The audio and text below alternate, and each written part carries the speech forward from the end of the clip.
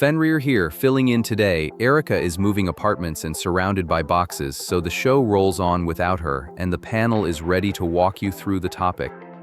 Losing your social security card feels like an emergency that could cost you a job offer or even years of clean credit, and that panic is exactly what scammers and identity thieves are counting on. Here is the calm truth up front: replacing a lost card is completely free, and for almost everything you truly use it for, what matters is the 9-digit number rather than the physical card itself. So while a third-party website is trying to charge you $40, understand the real danger is not the missing card, but the people who profit from your panic and the thieves who want that number. Here's what we're covering, and stay to the end because the part nobody warns you about is what to do if that card was not just lost but stolen. First, we cover why the number beats the card, the free way to replace it, the exact documents that get your request approved, and the chicken and egg trap when your photo identification is gone too. Then we cover the strict yearly limit nobody mentions, and the full identity theft playbook if your number is already out there.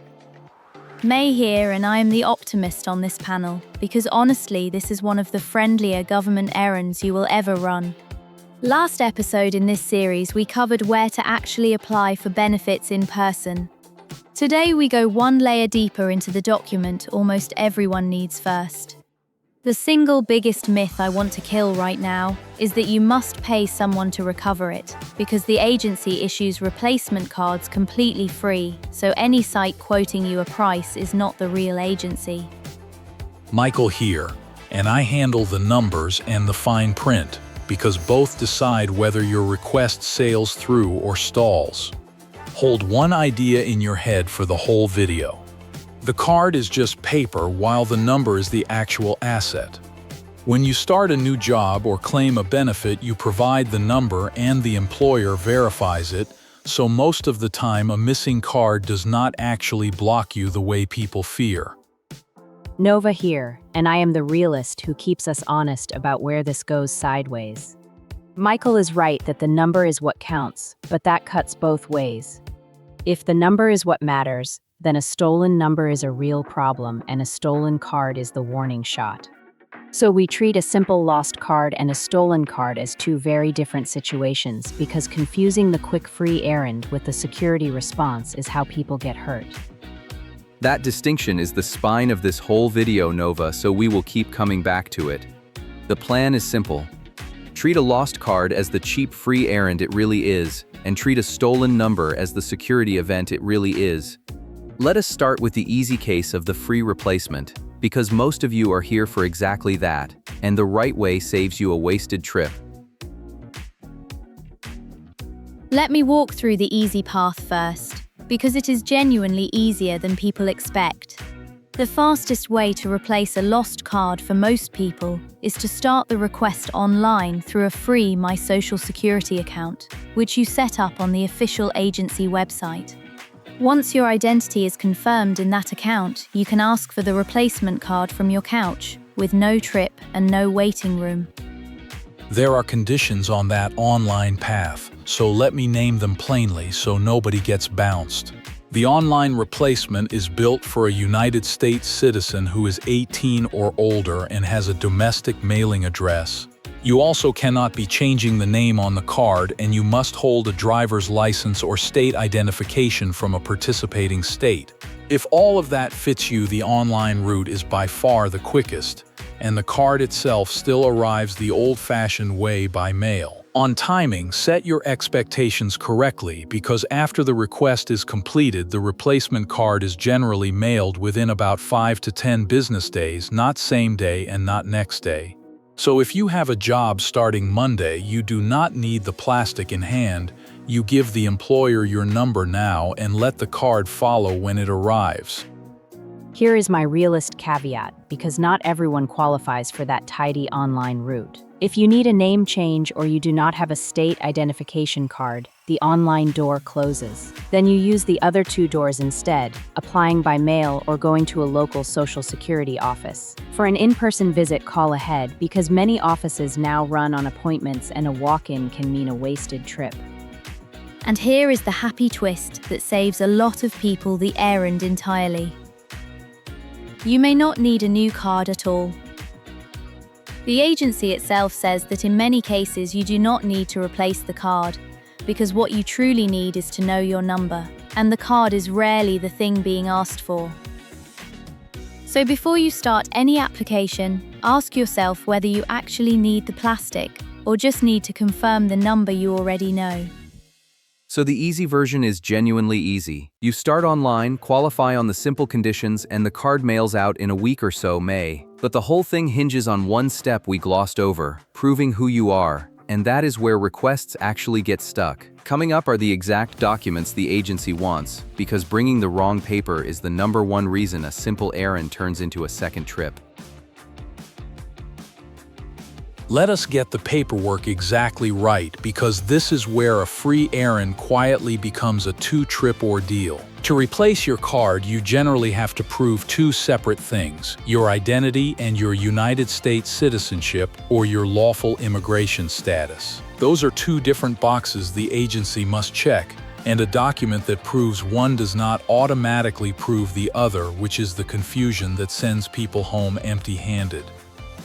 Let me translate that into what actually goes in your hand on the way out the door. For identity, the workhorse document is a current unexpired driver's license or a state-issued identification card, since that is what most people already carry. For citizenship, the agency is looking for something like a United States birth certificate or a United States passport, a record that speaks to your status rather than just your face and name. Now, the detail that burns the most people, and it is a quiet one: the documents have to be the real thing. The agency wants originals or copies certified by the office that issued them, so a casual photocopy of your birth certificate or a phone picture of your license will not clear the bar. That single rule, originals or certified copies only, is the most common reason a confident applicant gets turned away at the counter. I want to add the encouraging side, because this sounds scarier than it is in practice. Most people already own exactly what they need: a driver's license in the wallet and a birth certificate in a drawer at home. So this is less about hunting and more about gathering before you go. The optimistic move is to pull both documents together the night before, confirm they are originals, and you have removed almost every reason the request could stall. My realist rule of thumb is simple: over-prepare on documents, because a second trip costs you far more than a fat folder does. Bring more than you think you need: the license and the birth certificate and the passport if you have one, so that if the clerk questions one item, you have a backup ready to satisfy the same box. Walking in with too much proof is mildly annoying, but walking in with too little is the thing that actually wastes your week. So the paperwork rule is 2 boxes called identity and citizenship, with originals or certified copies only, and you bring extra. But that advice assumes you still have a photo identification to prove who you are in the first place, Nova. What happens when the wallet is gone and the one thing that would prove your identity is the very thing you cannot produce? That trap deserves its own scene, so let us walk straight into it. Here is the trap that genuinely traps people, and it feels like a locked room with the key inside.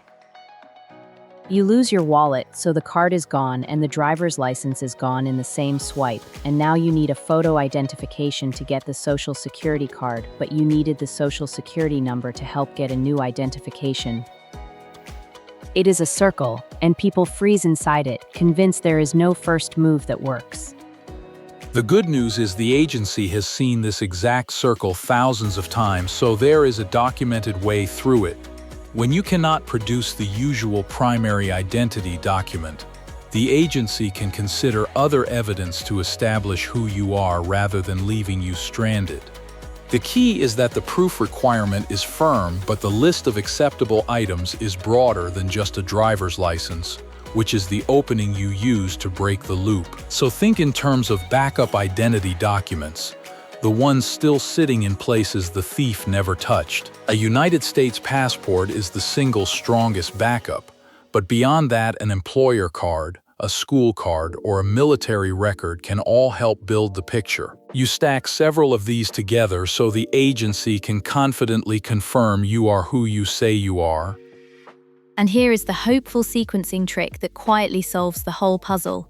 attack the birth certificate first. Your state vital records office can issue a certified copy of your birth certificate, and that single document is the anchor that unlocks almost everything else: the state identification, and then the card. So the order that works is birth certificate, then state identification, then social security card, each one making the next one possible.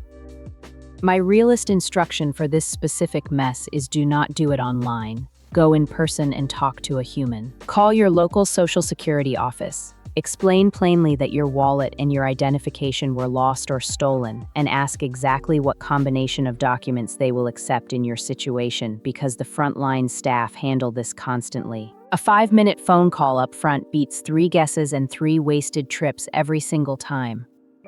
So the locked room does have a door. You break the circle by rebuilding from the birth certificate up and by asking the office what they will accept, Nova.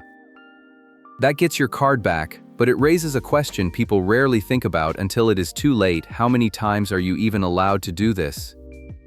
Because there is a hard limit on replacements, and bumping into it at the wrong moment can leave you genuinely stuck.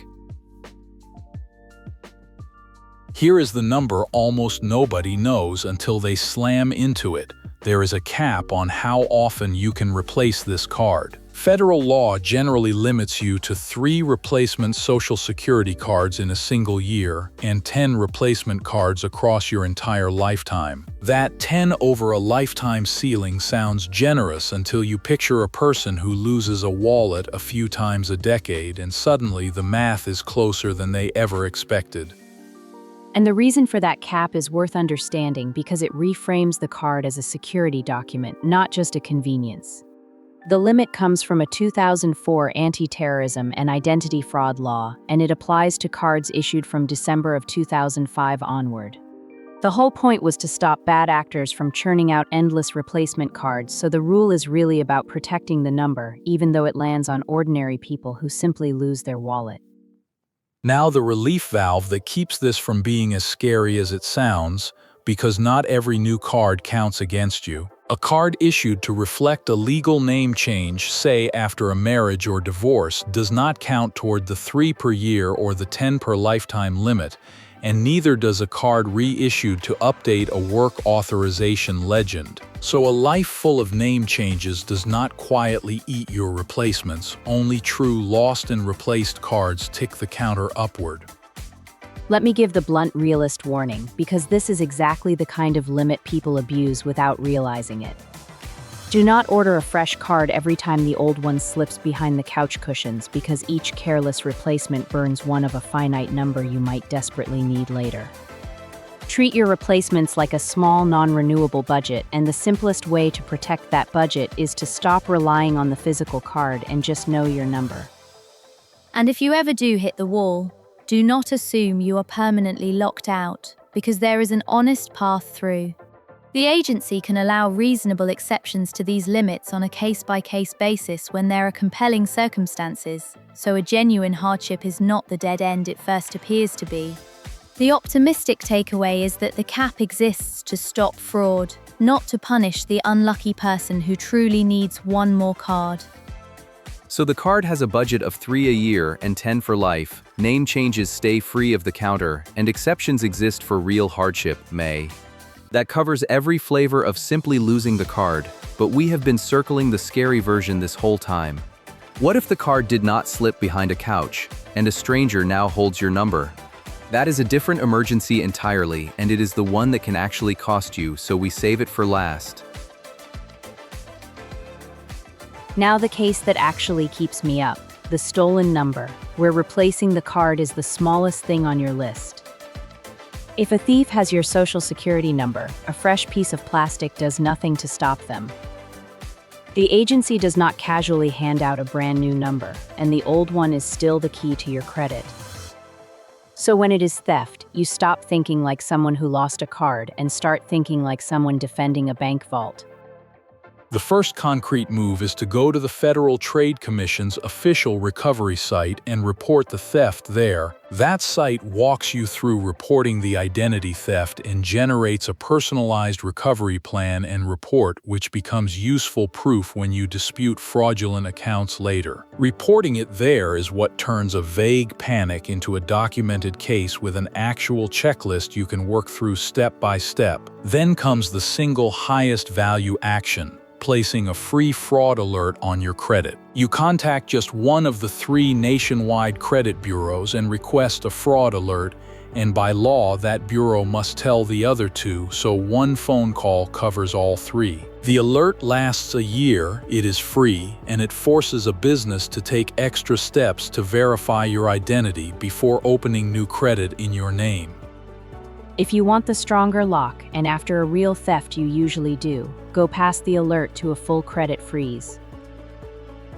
A freeze restricts access to your credit report, so most lenders cannot open new accounts in your name at all, and it is free both to place and to lift.